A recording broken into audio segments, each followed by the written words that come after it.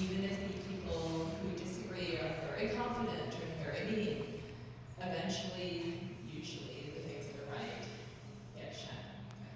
But what I'm struggling with as someone in the field is that everything takes so much time and so much money. And what seems to get rewarded or what seems to get recognized is confidence. Yes. And that's not actually good for the field, right? Because false confidence leads to the sort of fake it till you make it, led to things like Theranos, led by a woman. But a woman who was pretending to be Steve Jobs. She Yes. got the voice, she wore the black turtleneck. I mean, when you read about it, it's really fascinating. She modeled herself on men. Yeah, sorry, I had to be sure. So that's my question for you is how, did you have this tremendous expertise and this tremendous experience? And I'm curious, what is your advice to female scientists and male scientist allies, to people who want to do science seriously, how to combat this sort of emphasis on the hot story that might not be grounded in truth? So I think part of the solution is what my friend was saying, my friend the scientist, which is you have to find your own model about how are you going to present. I don't necessarily think that if someone is by nature shy, they should suddenly become super blustery. But you have to figure out a way to getting your point across. And maybe it is dropping your voice and wearing a black turtleneck like Elizabeth Holmes did, I don't know. But I do think competence is an enormous part of this, of the equation. And that is true in journalism as well as in science. And I think in some ways, women need to overcompensate and be super confident because, and so that's why, in covering politics, one of the most fascinating things I ever did was attend this workshop called Ready to Run that trains women how to run for political office. And they had a woman there who, her whole career is coaching women on how to present themselves so that they are trusted as an authority. And it's again, part of me bristles at the idea that women should have to do something different or go the extra mile, but that is our reality right now.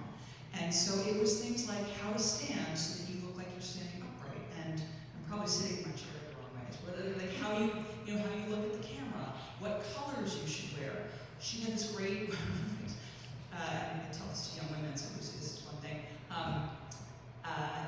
She had this great thing where when you say something, to be declarative about it, silently think, damn it, at the end of your sentence. So, my name is Kate Zernike, damn it. I'm a journalist, damn it. You're just it saves you from introducing that slight element of insecurity. And again, it bothers me that up talk is a problem for women. It's a problem. So I think it is a special challenge that women do because of the culture where you still do need to pay attention to that. As far as what men can do, one of the most exciting things for me is that the most exciting thing from Nancy Hopkins as a result of this book, she's now 83, she's about to be 83, is the reaction of men to the book. And she has had so many men, I have too, but mostly men, they write to Nancy and they talk about how they realized that they were discriminating against women and they want to be better. And this book opened their eyes to all of these subtle things. Sometimes it is just confidence. One of the most rewarding was Daniel Kahneman before he died. Nancy gave him the book, The Economist, Thinking Fast and Slow is his book. He had a wife who was in the same field as I can't remember what was her field. She was psychology? Yeah, thank you. And she died before him. He was now with someone else, but he said to Nancy, and I'm trying to get this right, I used to think my wife was a shy person. I now realize she was a shy woman, right? And there's a difference in that it's especially hard for a woman who is innately shy to overcome this. Maybe that was not his exact wording, but that was the idea. He saw that being a woman made the difference. It wasn't just that she was shy. So I do think it's important. But there was another person who, Nobel laureate, Rich Roberts, who he now is chief scientific officer for New England Biolabs, which is a company in the North Shore of Boston. And we went to speak at the labs, and Rich gets up in front of all of his employees and says, reading this book changed my life because I realized that I have been discriminating against women my entire life, and I want to be better.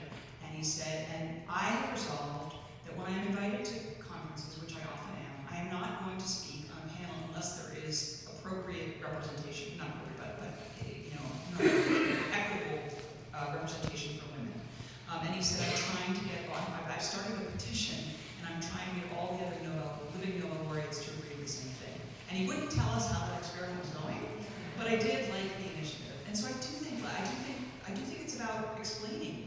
so in some ways, that quiet conversation outside the meeting room where something happens, that actually can change attitudes and can change